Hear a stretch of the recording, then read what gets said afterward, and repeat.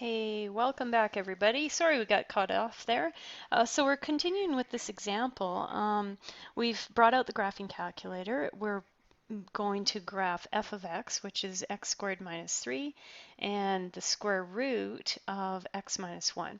And first we're going to find the domains of each of those and then the ranges. So I would go zoom standard to make sure you have a graph showing up, zoom 6.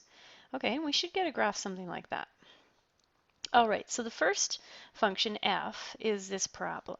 Okay, now parabola, you'll see it's going forever to the left. We have every x value in between, and then it's going forever to the right. So really, we've got all real numbers happening. So our domain for that is going to be x as an element in the reals. You can copy that down under b. And then our domain for our g function is this one here, the square root function.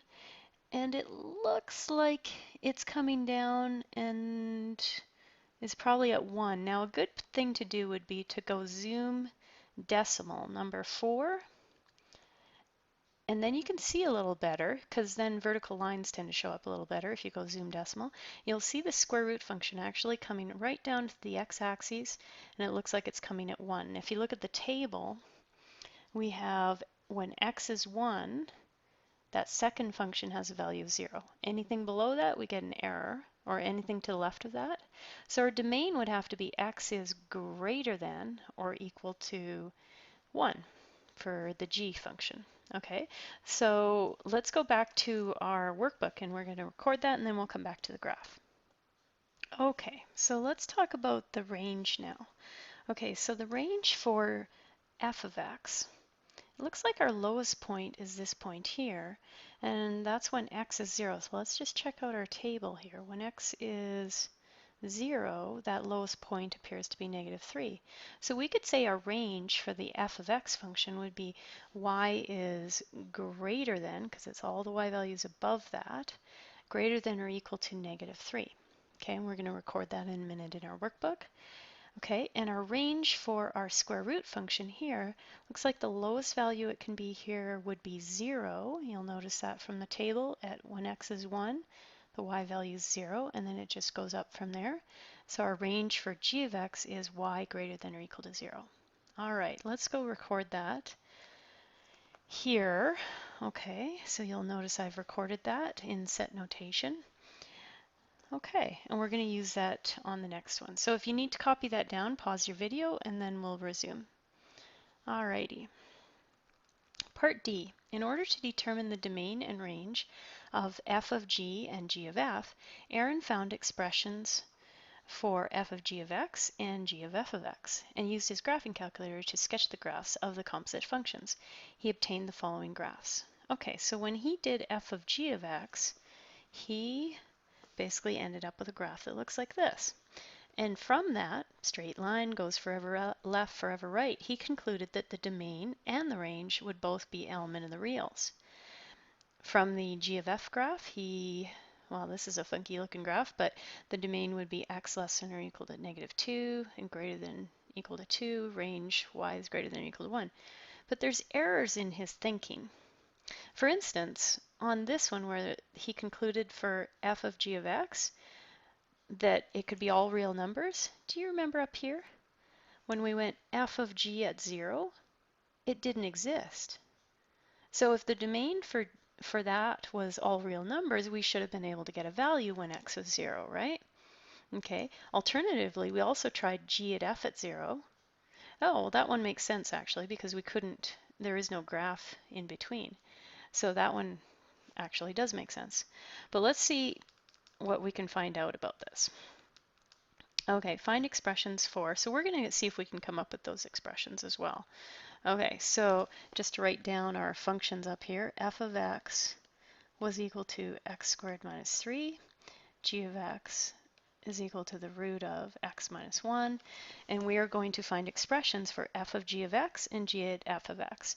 And we practiced this a lot on the previous page, so why don't you pause your video and then you guys come up with the expression for each of those and we'll compare.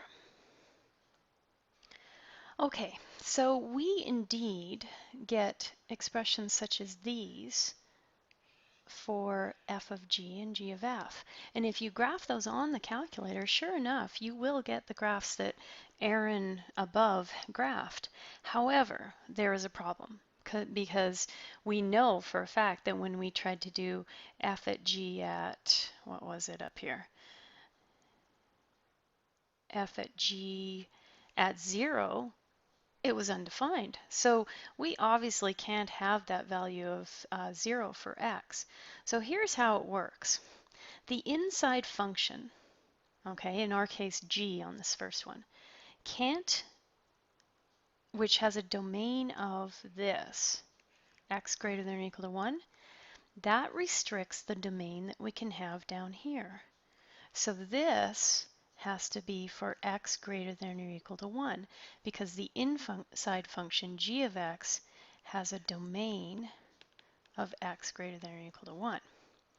Okay, so even though we would get a straight line graphing x minus 4, we actually have to stop the graph at 1. Okay, now what's the y value when x is 1? So sub that in, 1 minus 4.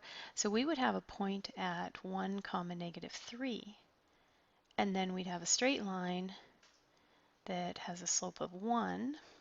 So up 1 over 1, up 3 over 3. So we'd be looking something like this. Okay, but we cannot go any further than that point, 1 comma negative 3.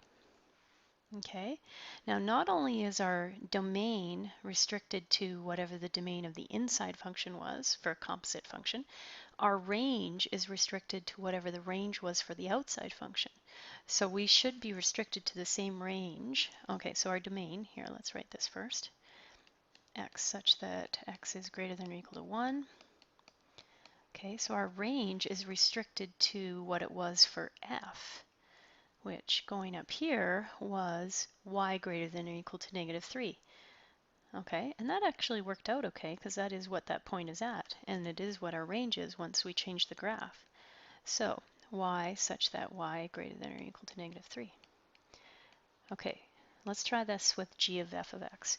So this time, g at f of x, our domain is restricted to the same domain as f of x. Okay, so let's go up and look at what our domain of f of x was. Okay, we had x and l in the reals. Okay, so we really don't have any restrictions on our domain there. Okay, x such that x and l in the reals. Okay, our range would be restricted to whatever the range was. So same range. Oh, there is a catch, sorry. What it is the domain of the inside function can't be any more than what the domain was, or the domain of the composite function can't be any more than what the domain of the inside function was. So the domain originally of f of x was x's and l in the reals. Okay, sorry about that, you have to erase that.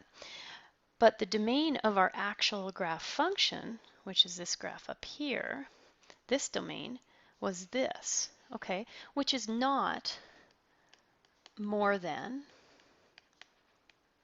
x's and l in the reals, okay, which is the domain of our inside function, which is f of x. Okay, so we would go with the actual domain on that one of the composite function. So x is less than or equal to negative 2, or x is greater than or equal to 2.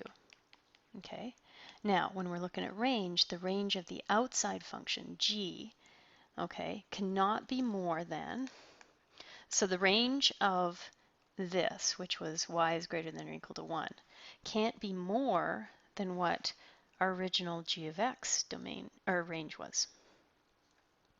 So let's go look at that. So original g of x range was this, y greater than or equal to 0. Our range for this composite function is y greater than or equal to 1.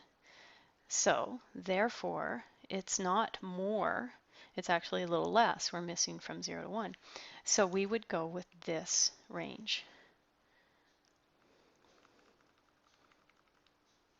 Okay, so our range is y such that y is greater than or equal to 1.